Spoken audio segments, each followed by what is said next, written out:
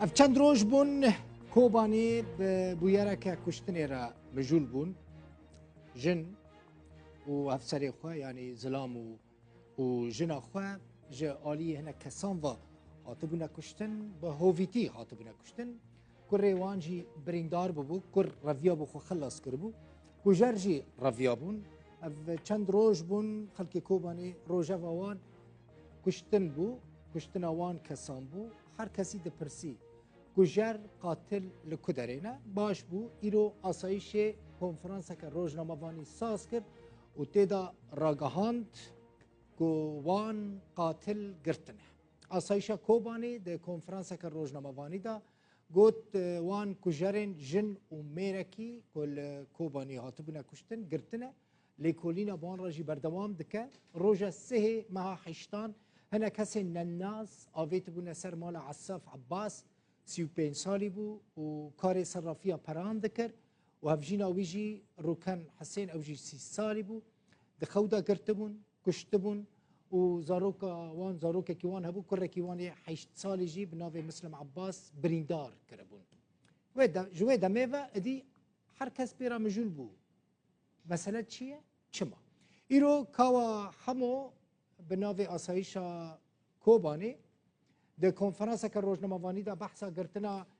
گجاران کر و گوت او هاتنا گرتن و ده دست وان دانه لیکولین جی بردوام دکه هر وها اشکره کر که او سپاسیا وی خلکی دکن که جبو گرتنا گجاران بونه آلی کار لیوکی دن تو زانیاریه که ده درباره ناسنامه گجاران دان ندا و گوت ده دما پیش تا او ناوی گجاران جی اشکره بکن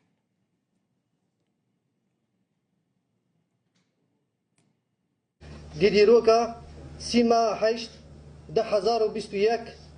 توانکی کشتنی وکی قتلکی عام لباجار کوبانی لسر مالباتکی پیکات ده انجام وی قتلی ده دو کسین بناوی عصاف عباس و هفجیناوی روکن با آوایکی هووانه تین کشتن و جیانا خوش دست دادن و زاروکه کیوانی 8 سالی بگرانی بریندار دبه لگوری وی هیزا اولکاری هندرین به بشن خوین دجی توان بلز و بز کار و خباف کرن حتی که گهیشتن کجاران پشتی لیکولین که تی کرن لسر جهن بویاری و وکولین که دهاتن خواستن هیزا اولکاری هندرین و هیزا دجی توان شبهت کسین شبهه لی گرتن لگوری وی لی پرسین بوان کسان را هات وکرن ده در حق کجاران ده انجام لی پرسینه امی آگاهی زلال و شومر ده دم پیشتا پار را بکن ام وکی هیزا اولکاری هندرین جرای گشتیره را دگهینن کو کسین کو اف قتل کری حال حاضر ده دست مدانه لی پرسینا وان بردوام دکه تاکو او بویارم ببیرنگی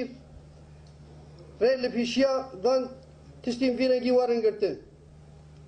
پشتی کل لی پرسین بقیده وجرای گشتیریا دریا راگاندنه را ناواروکا لی پرسینه واره پاروا کرن